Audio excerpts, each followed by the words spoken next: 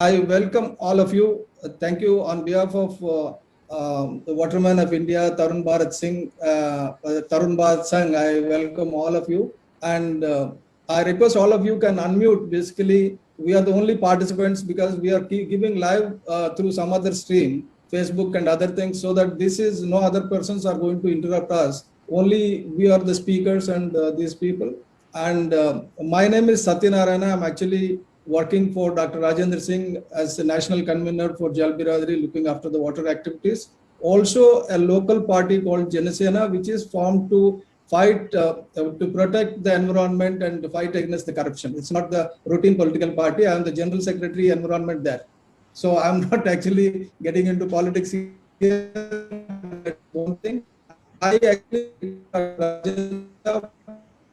say so all the media and then a few words and then again the first of Dr. Rakesh Kumar Mishra ji. Rajendra Singh sir. I welcome all of you, respected Justice Gowda ji, respected Rakesh Mishra ji, my dear old friend E.S. Sharma ji, K.J. Shastri ji, doctor Manjunath ji, आप सबका बहुत बहुत स्वागत। आप सबने इस serious issue को जो इस वक्त पूरी कंट्री को भयभीत किए हुए है, डराए हुए है, ऐसे वक्त में इस देश को भय मुक्त बनाने का, सही रास्ता बताने का जो आज ये वेबिनार है, इसमें आप सब विद्वानों का स्वागत है। और मैं सत्या बुलसेट्टी से कहूँगा कि इसको आगे बढ़ाएं। जस्टिस गौड़ा जी इसके अंत में अपना जजमेंट सुनाएंगे, लेकिन सत्यनारायण बुलसेट्टी अब इस वेबिनार को शुरू करवाएं। Sir, namaskar again, and Dr. Rakesh ji, now the court is open for you, and we all wanted to know what is COVID, how many variants are there, did we do any research on it, or did we find any medicine for it, or what, as a scientist, what you would like to say, because this will go to various people later on. Just we would like to get your information because lots of myths are going all around. So we want you to clear it, sir. Thank you. Start, sir. Thank you. Thank you, Dr. Satyanarayana. It's my privilege and great honor to be in this gathering of very senior learned people. And I appreciate you asking me to talk about COVID, our activities that we have been doing in past more than a year right now, and many companies, including Apollo Hospitals, have taken this up. And then we are also culturing this virus in the lab, using the tissue culture cells, so we can make large quantity and test the virus against various drugs. And two such drugs are now in fact, one is today DCGI has given approval to be released. It has finished phase 3 trial, and this is probably the first drug against this disease. Just now the news has come. This was developed in collaboration with DRDO, and Dr. Reddy's lab will be manufacturing it. So hope it will help.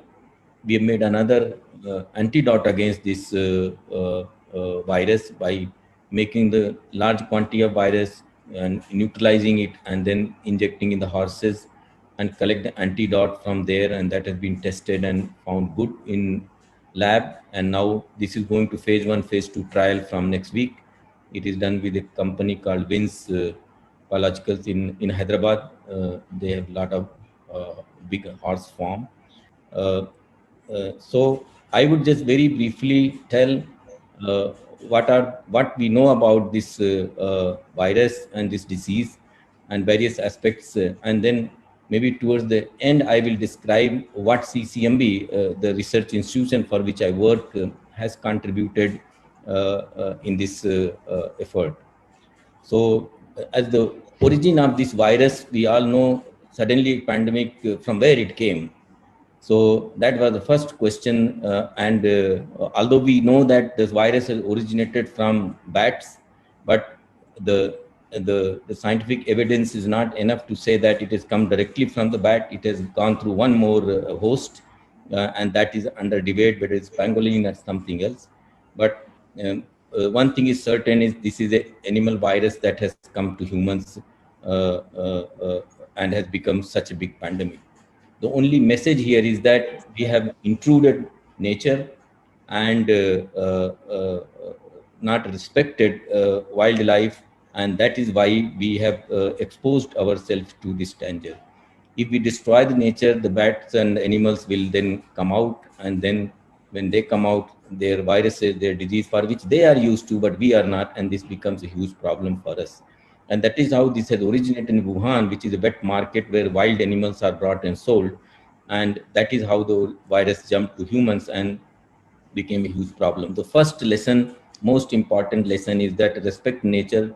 This planet belongs to everybody, not only to every living creature, and not only to humans. We sort of think that this whole earth is for us, and that's a huge mistake, which is now questioning even the survival of our species. With that, then, so this virus came by this route. Then, how this virus spreads? So this is actually a virus like any common flu virus, but it has a certain different feature, is different strain, and it infects our respiratory tract on the cells which have a particular kind of protein expressed on this called ACE2 receptor, and this enters into the cell and multiplies and makes billions of copies of it. And this process, this destroys those cells. So that is why our lungs get affected and we are short of oxygen, and then all the complications then start to begin. There are other complications of this disease. This is about an year old, so it's a very young disease, but lots of things are known. Science has made lots of progress, and many aspects of this that has effects on neuronal cells and other aspects, blood clotting. Many of those things have helped in understanding, and patient care has significantly improved compared to what it was in the beginning. And as you do know that spread of this virus is very, very important because the virus doesn't go through mosquitoes, it doesn't go through water, it is taken from one person to another. A person who is infected goes to another person, and these two are in close proximity, they are talking, laughing, singing, fighting, whatever they are doing. And in this process, the virus goes from one person to other person through small droplets that we emit when we are breathing or so there also there lies the way that can we stop that. If we can stop that, they can defeat the virus straight away. So we'll come to that. But there are, so the way to test this virus is, that is fine. There is a nasopharyngeal swab that is taken and it's brought to the lab, and we can then test it whether the virus is there or not. And if the virus is there, the biggest problem of this, some of us you will, that is, most of the people, this virus does nothing actually. So 80% of the people don't know that they are infected because they will not have any symptom. But it is, virus is made and it is spreading. So it is a silent killer that keeps moving. And then whenever it finds a weak person or a person with comorbidities, other disease, then it kind of creates trouble for that person. So that is why it's very difficult to find out if somebody is infected or not just based on symptom. And by the time symptoms come, it is late. The lung is significantly damaged and so on. That is why there's so much stress on testing, that test larger number of people. Whoever is a positive, ask them to stay home for 2 weeks. In 2 weeks, in natural course, it will die down, and then you are normal like any other sardi jukam flu that we get. So, and so that is one way of knowing this virus where it is. The second way of knowing this virus that we have established in the lab, and we have been monitoring in 10 cities in the country, is by the monitoring the sewage system. The virus is actually excreted in huge numbers in the fecal samples or mouthwash and those things, and they eventually end up in the sewage system. So we have established technology to take the sewage water and identify the virus RNA parts, and then calculate how many people in the catchment area of this sewage system may be affected. So we can actually calculate the number of people infected in the city. And we are doing this for 10 cities, and we are monitoring. So without going to any person testing anyone, you can tell how many people in this city are infected. Of course, in the cities, all the water doesn't come to sewage system, and there are other issues, so you have to make many extrapolations. But this is one major way we are even proposing for all the municipalities to follow, not only for this infection, but for other parasites that we can optimize this method. And we are going to provide this technology for subsequent surveillance of the infectious diseases. We have also established technology and a lot of study to sample the air and find the virus in that. And those results are useful for the people. We have given advisories to the government and to many other organizations that in a closed room where air circulation is not there, this virus can travel quite a distance. It can go up to 10 feet, 20 feet, up to 20 feet. We have checked, it can go even more maybe. So if there is a hall, where is a COVID patient, and then the one can actually be seen X meter up there, provided there is not much air circulation. If you go to toilet, it's very small, they are not a lot of air circulation, and people do flush after the toilet. We have seen that if patient goes in the toilet, comes out, even after 2 hours, you go to the toilet and you will see that there's virus in the air. We go to toilet and remove the mask because there is no one there. So that's most dangerous thing to do. Toilets, we should, particularly public toilets where there you don't know who has used before, you must use mask all the time in the toilet. Please don't remove that. Now there are more and more. In fact, in January we made this result public. Now there are other organizations who have accepted this, and it's now generally considered that virus does travel through air up to a meter or two. So don't make a crowd in a hall or in a room or in a like cinema hall or restaurant, wherever there is a lot of people and there are walls around, there is a high risk of getting infected. So keep the air flow good, your apartment or house fully airy, and that is very, very helpful. And the animals, we have pet animals, they can also get infected, although so far it has not been established, but this is a chance that they can get. So it is good to keep some distance, particularly if somebody is infected in the house, not to play with the animals, or if you want to play, wear the mask and then play. We have last week, we have identified that actually 10 days back that lions in Hyderabad Zoo had the COVID. We tested them, 8 of them, and all of them had COVID.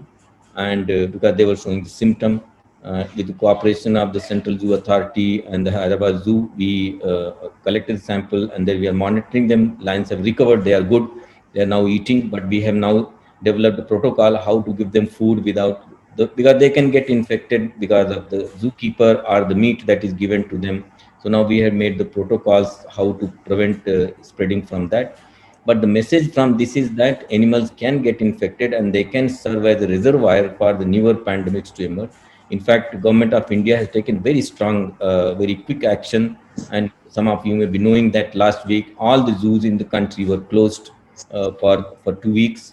And then we will see the pandemic situation and then we'll take next decision. All the animal wildlife reserves and parks have been closed for 2 weeks for this reason.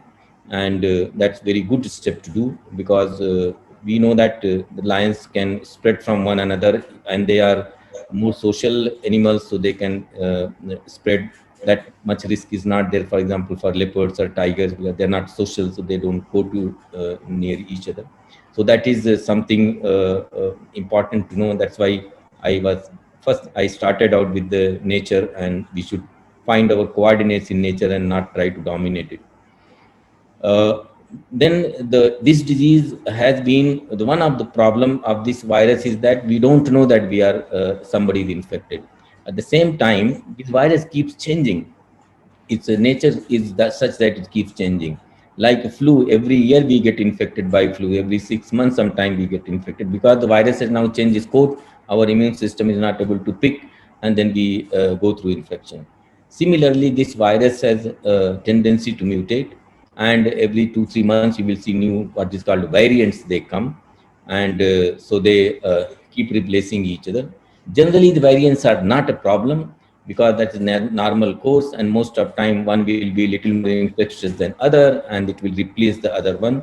But one big risk of the variant is that one day it can become more infectious, one day it can become more lethal, and it may become resistant to vaccines. So vaccine I will come in a little bit, but if we are allowing the virus to keep infecting and keep living with us, we are allowing the virus to do experiment on us and make newer variants which can give us bigger trouble. So that is why stopping the infection, breaking the chain of this wave, what is happening in the country now is extremely important. And the only way to do this is that we should not mix too much, always wear mask when we come out. And about mask I will tell also in few seconds. And I just want to uh, uh, add that it is extremely rare thing that has happened is that within 1 year of this discovery of this virus, there are multiple vaccines available. It has taken several years for any vaccine to come. And it's not only that these vaccines are there, they are very effective. And I was one of the person who thought that vaccine will take at least 3-4 years to come.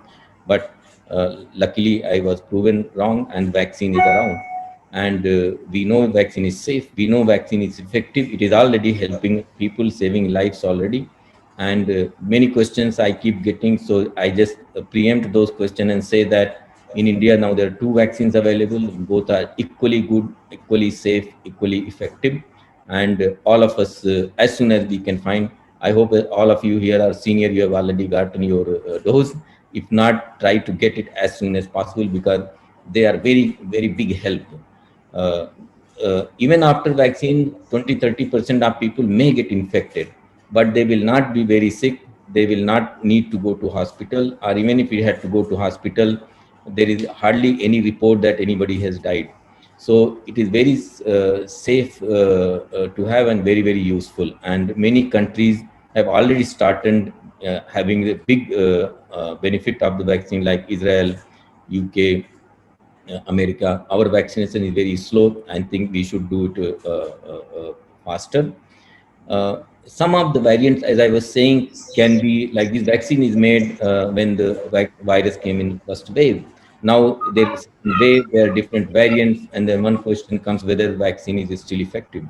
So this we have addressed this question. We have cultured these new variants in the lab and showed that both the vaccines are equally effective against the new variants that are going around in India.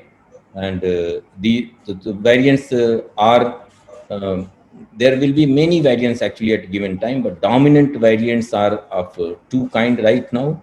One is in the north of India, in Punjab, Delhi, that is the UK variant, which came from UK, and then it is very infectious, so it spread all over. Most probably came during the when the farmers' agitation was very big, and lots of travelers from UK came and participated in either in movement or in a marriage party or some collection in the congregations, and that led to very quick spread of this variant in India.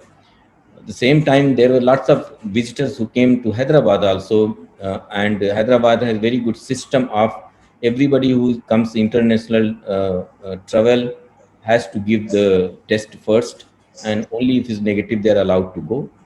Positive samples are sent to CCMB for genome sequencing to find out which variant it is, and then only if the variant is not UK variant they're allowed to go. Otherwise they are sent for quarantine in controlled way in single room and so on.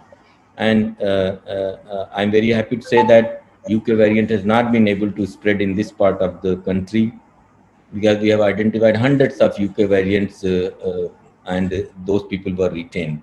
So there is way of controlling it. That means if you can test and segregate people, you can actually control it. Now, the other variant, which is more prominent, is the originated in Maharashtra. and is called double mutant or Maharashtra variant or Indian variant. Double triple mutant doesn't have much meaning. All the variants are multiple mutations. Like UK variant has some 17 mutations that define that. Variant has 15 mutations that define that. 15 mutation means changes of 15 uh, places in the genome of the virus. So, but only thing is that these variants are very infectious. They are far more effective than earlier variants, so they start replacing. Now the double mutant has already dominated almost Karnataka. Now it is spreading in Telangana, Andhra Pradesh, and Kerala. And just to mention, recently there were a lot of unfortunate news that there is a AP variant, which is very bad, very thing. That was totally absurd news. There is no AP variant. There is no variant from AP. Andhra Pradesh, it is a very old variant, what they call N440K, which has been we have identified it long time back. It was dominating in the south few months back, but now it is being replaced by the double mutant. It originated in Maharashtra, and in few weeks, N440K will be history. It will be gone. So there is no reason to worry about it anymore. And this also shows that media is so strong that even a small false news can take a dimension that Delhi government has issued a notice that people going from Andhra and Telangana has to go through a special quarantine. We have informed Delhi government that remove this because there's no meaning in that. So hopefully in 1 or 2 days they will do that. And so the we are going through a very massive wave all over the country for the couple of reasons. One is that we have ignored the fact that virus is down and not out. Cases were all India were less. Why cases were there? 10,000 cases, 15,000 cases per day was the lowest one. And because we were testing less, we thought the virus is gone. We have won this battle, and we became very careless. We started to have lots of rallies, lots of religious functions, schools open, restaurants open, cinema halls open, mall is open, local transport, local mandi, all this, particularly marriages in big hall, there will be 500 people, 100 people, they are eating, talking in a hall. And I told you that in a hall where the air circulation is less, you are really a recipe. There have been incidents where everybody got infected who went to the marriage. So we did all this thing, and the result is now young population got affected more this time because 1 year they were at home, they were frustrated. The moment they got freedom, they interacted heavily, so they got more exposed. There is no particular thing about the virus to target young and so on. So we are going through very tough time. Now we have to do 2 3 things. One is control our behavior, because that is the most important factor in the spread of this. If we don't allow, the virus cannot spread. So that it is as simple as that. And no matter what variant it is, no variant has come or will ever come which will be able to break through your mask and enter. It will never happen. So if you wear mask properly, variant can do nothing to you. In fact, that's how many of us have been operating by following this discipline. And system has to test a lot of people so we can identify where are the infection and stop there. We put more restrictions there so that hot spots are not spreading. So if government cooperates, test more, we cooperate, that we follow the decision of system, wear the mask, don't do crowding, do hand hygiene, then we can stop this spread from furthering. Because you cannot convert the whole city, whole country into hospital. There is limit for everything. So what we can do is stop the spread. This is in our hand actually. So that is through this program, in my appeal to all those who are listening, that solution of this problem is in your hand. And if you are not wearing the mask, are coming out from your home, you are interacting with others and risking the infection, you are being irresponsible, and I will go on to say that you are being uncivil, because you are spreading this virus to your family, to your friends, to your parents, and they are probably more vulnerable. So we have to take that responsibility. Like we wear shirt when we come out of the house, we must wear mask when we come out of the house and save each other. It's extremely important. And we have a huge unexpected advantage this time, that there's a vaccine. So hopefully the government will be able to provide enough vaccine. If we learn from this wave, and if we go through vaccination, and if we keep monitoring the virus by genome sequencing, looking what variants are coming, keep testing and isolating people, we can avoid the third wave altogether. I can say that. But if we don't do, then there will be another wave, and you don't want that misery. What we are going through now with all kinds of first wave came, national lockdown, and we saw heartbreaking scene, people walking, so many poor people. All the time, any such thing happens, poor are the one who will be affected most. Most of us can eat, sit home for months and no problem. They cannot sit home for 2 days. Third day, they will have no food to eat. This is why we should hold ourselves responsible, that if number of cases are increasing, we have made our contribution. We are putting stress on a healthcare system which is at the limit, and salute to the workers that they have spent maybe 1.5 years of their life in fighting for this, and so many of them have lost their life. So we should see that how we can contribute to this. And vaccine is a very big tool this time. If next 3-4 months we can vaccinate, and we learn from this, third wave can be very minimal or not even visible to most of the people that will be of academic interest. So with that, I will stop with the request that mask is going to decide what will be our future. Please remember that. And not only for this pandemic, it may decide for next years, because the damage that will happen if we allow this virus to play with our lives, it will have consequences of long time. So we have to pick up the mask, because that's the biggest tool that we have, and avoid clustering for a few months. Don't do big marriage parties. For a marriage, 2 people are enough. If you want to do it this time, and let us do something that we contribute, and minimize the suffering, which is more concentrated for the deprived and poorer section of the society. So we should hold ourselves responsible and react. So thank you very much for giving this opportunity, and I'll be happy if there is anything which I've missed and somebody wants to me to talk about. Thank you very much. Thank you, Rakesh ji. Thank you very much. It is really a wonderful news. What you gave is that third wave can be avoided. How together we can avoid the third wave should be our mission from now.